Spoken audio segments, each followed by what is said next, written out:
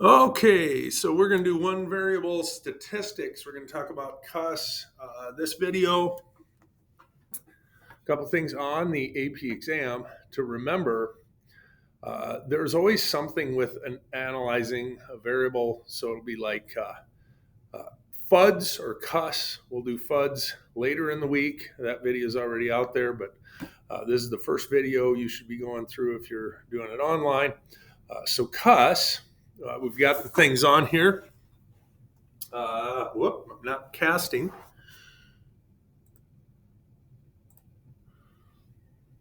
Okay, so CUSS center. The center, you got to name the mean, median, or mode. And that is all based on the shape. So you got to remember your shapes are going to dictate that. We'll talk about that. Unusual features, you got to talk about any outliers or gaps. Spread, if you're using the mean, you'll use the standard deviation for the spread. If you're using the median, you'll use the IQR. We usually don't use the mode. The mode is kind of a last resort. We'll usually use either the median or the mean. But you can always use range. Range, your maximum minus your minimum, remember, is your range, and you can always use that for a measure of spread.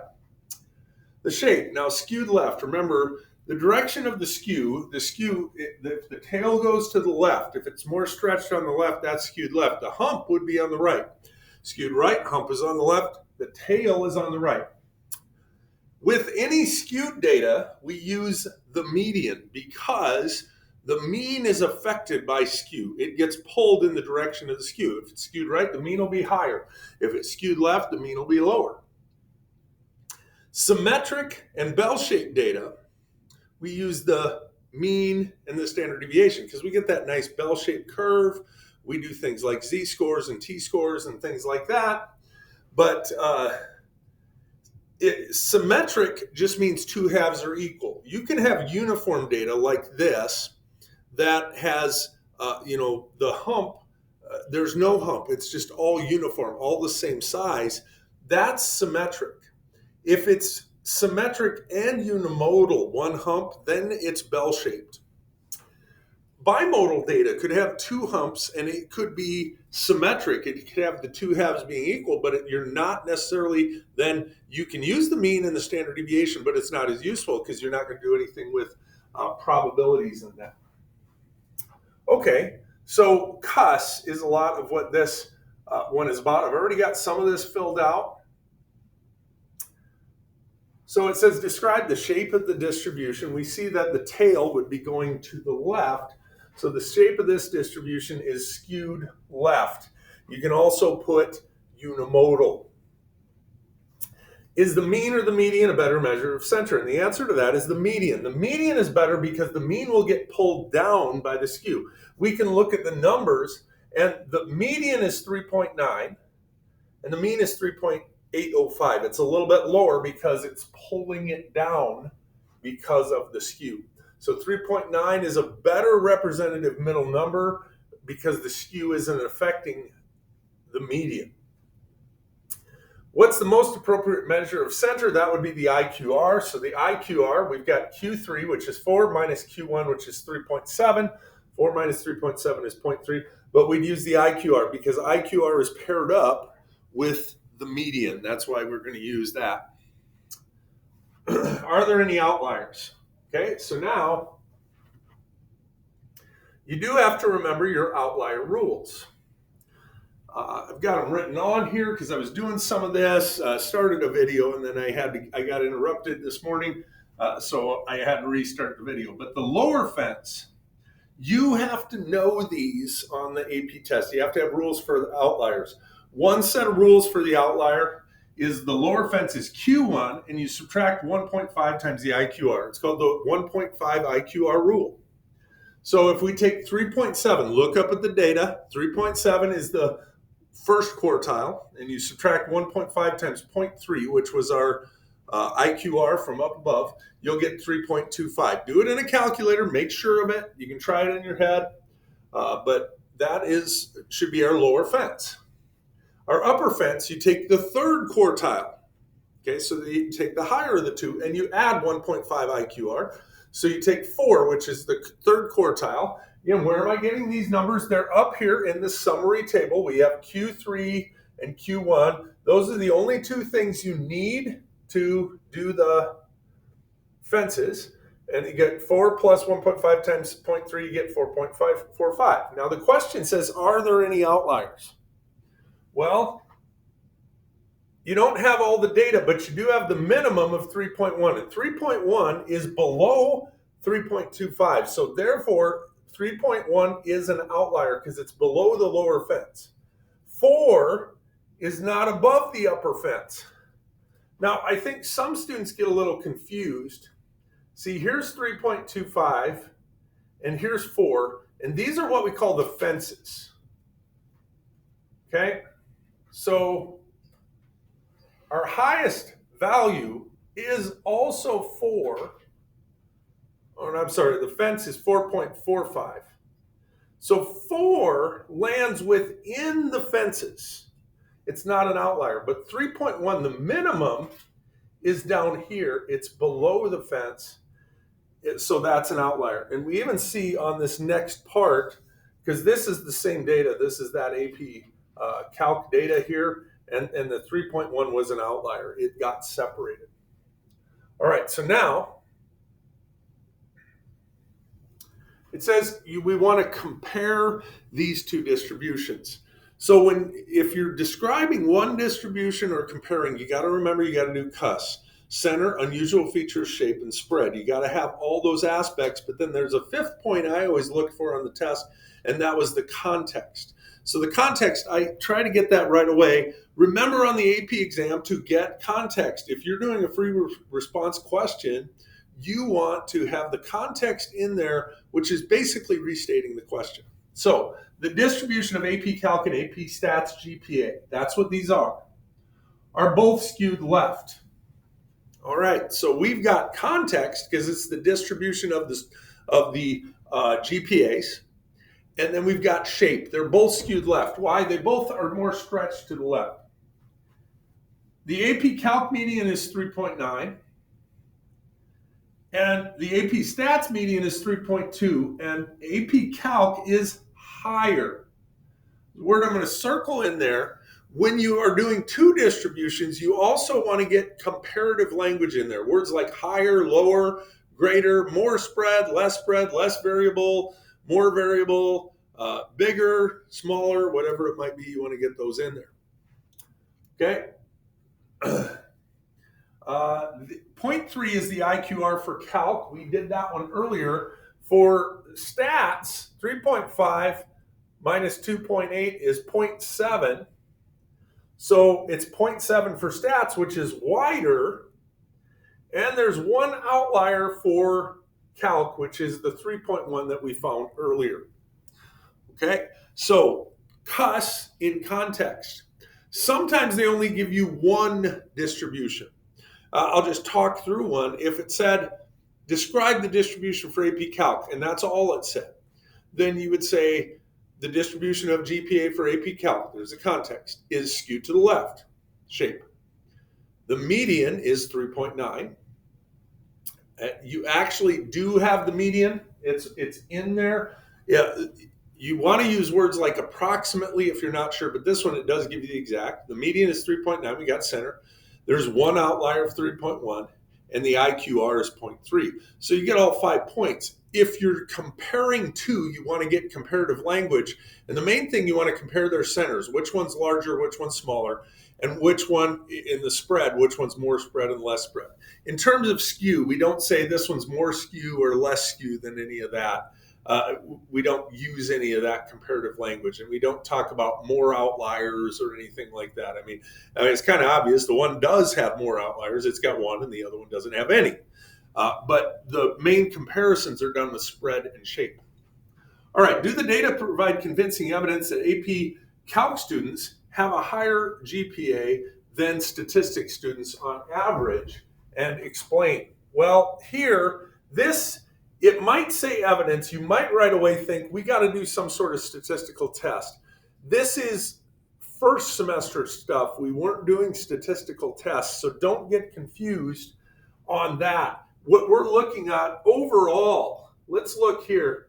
I mean, if you exclude the outlier, the vast majority of AP Calc GPAs are higher.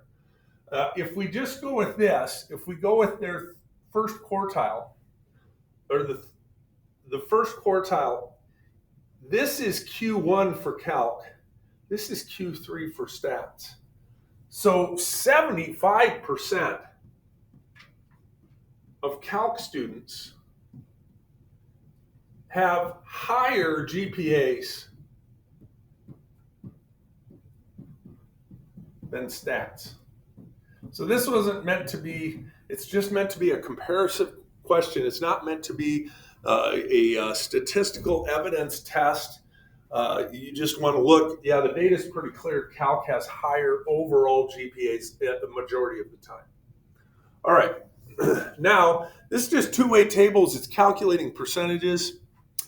One of the other questions that university admissions officer asked the AP Calc and the AP Stat students was their college plans for after high school. The table summarizes the response. Calculate the percent of AP Statistics students for each category of college plans. All right, so we're just looking at AP Statistics. So I'm gonna do a circle. I want this. We have the probability of none is 2 out of 10. Now, I believe you could leave it like that, but that's 20% of stats students have no college plans. The probability of college, 3 out of 10, or 0.3. The probability of university. Now, you might say, what's the difference? I'm not sure why, whoever made this review, but a lot of times some people look at college as being like a 2-year degree and university as being 4. A lot of times in the U.S., we think of college, I'm going to college, it's going to be a 4-year degree. That's kind of spilled in from other countries, that idea that a college is a 2-year degree. So maybe this question would be better saying that's like a vocational and the other one is college. Okay, that's the way we usually look at it. But probability of university is 5 out of 10, or 0.5. That's it. It just wants you to break down each of those. Calculate the percent, and it did say as a percent, so really this should be 20%, this should be 30%, and this should be 50%. So what's the plans for AP Calc? So now we're going to do the same thing. The probability of none is 1 out of 20, or 0.05, which is 5%. Probability of college, 4 out of 20, which is 20%. And university, 15 out of 20, 0.75, 75%. Okay. All right, now we haven't done this in a while, but a segmented bar graph. How do we make a segmented bar graph for this thing? Take the whole bar, try to make them equal width, and go up to 100%. Both these, they total 100%. Second one wasn't very good. I'll give it another try.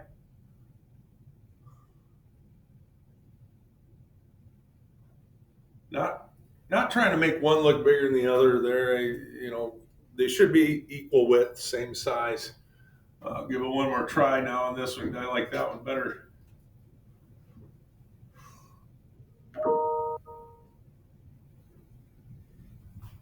All right.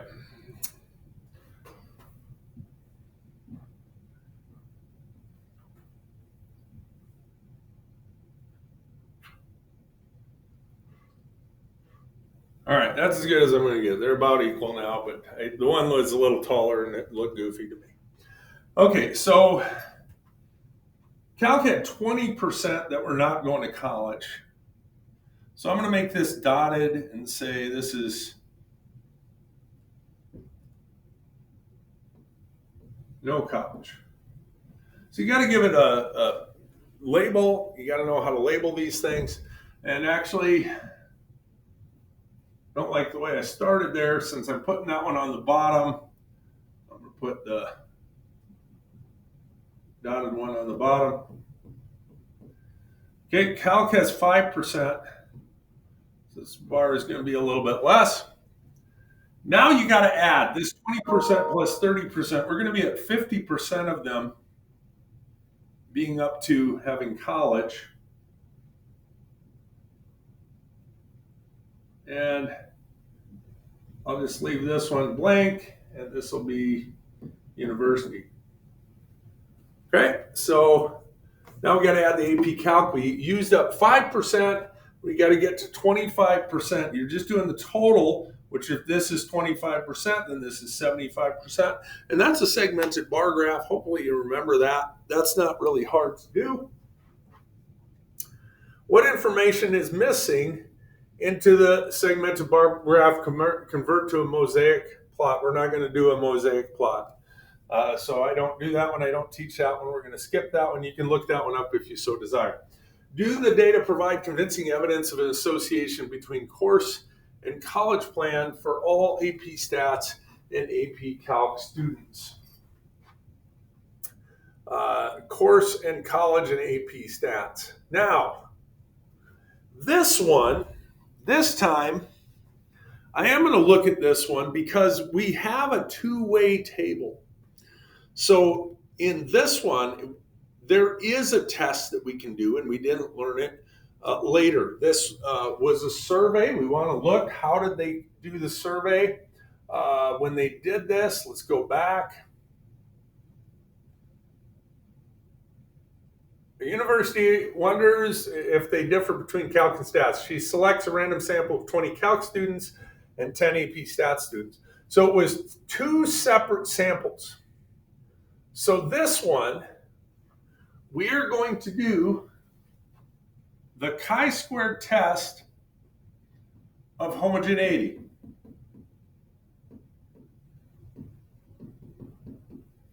Because it was two separate samples, they fell into the categories. We're going to grab our data. We're going to put our data in 2, 3, 5, 1, 4, 15. Okay, so we get a matrix. Now, if you are using the Inspire is very friendly. We go menu 711. Otherwise, you got to put it in a matrix. We got a 2 by 3. Forgot my numbers. I had them memorized for a split second. Let's get them back. 2, 3, 5, 1, 4, 15. If you use tab, it's really easy.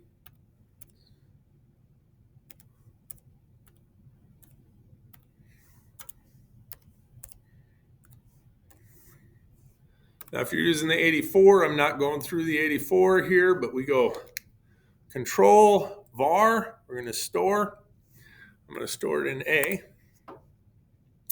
I'm going to run my hypothesis test. Menu 6, 7. We do the two-way test. It is the homogeneity test, and the reason it was two separate samples. If it was one sample and they just fell in, then we do the independence test. So that does change our hypotheses a little bit. But we get a 2.41 and a p-value of about 30%.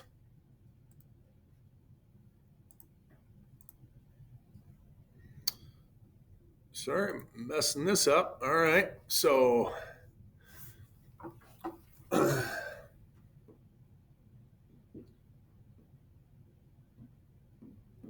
proportions in each category are the same for calc and stats.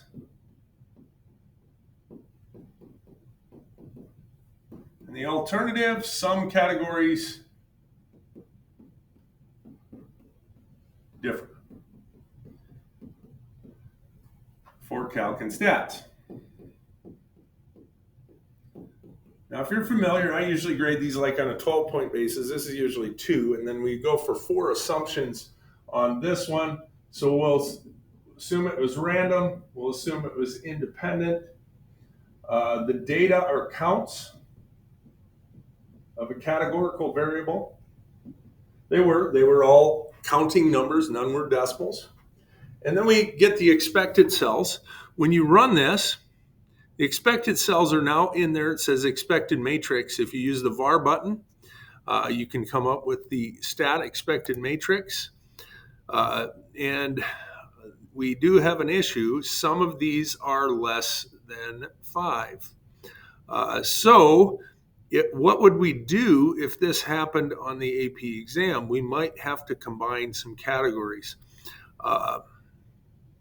I am going to continue with the test anyway. So the expected cells are less than 5. We really shouldn't end up with the test, but we get a chi-squared value of 2.4, I think it was, and the p-value is 0.30299. 30 is greater than 5% anyway, so we'll fail to reject. There's not evidence of a difference. Now, in the case that we're failing to reject, we're okay to go ahead with that expected cell being less than 5. If we did reject, then we'd have the hesitation. We'd have to memorize or mention that. What do I do on an AP test if I don't meet one of the assumptions? Okay, you're on the AP test. Here's the general rule. Assume all assumptions will get met. If you are questioning one, do the whole test anyway. And then at the end say, however, there's some reservation in this because one of the assumptions may not be legitimate, may not have been confirmed. All right. If they are asking you to not do the test, they'll word it something like this. They'll say, would you have any hesitation in doing a test? So they're not actually asking you to do the test. They'll say, do you have any hesitation in doing the test? Then they're asking you to look for one of the assumptions that has not been met. Okay, so the main thing on this is, did you understand CUSS? Do you remember CUSS? The hypothesis test, maybe I shouldn't have done that hypothesis test just because of one of the assumptions, but that was still a good review for a test of homogeneity. We'll end with that video. Thanks for watching.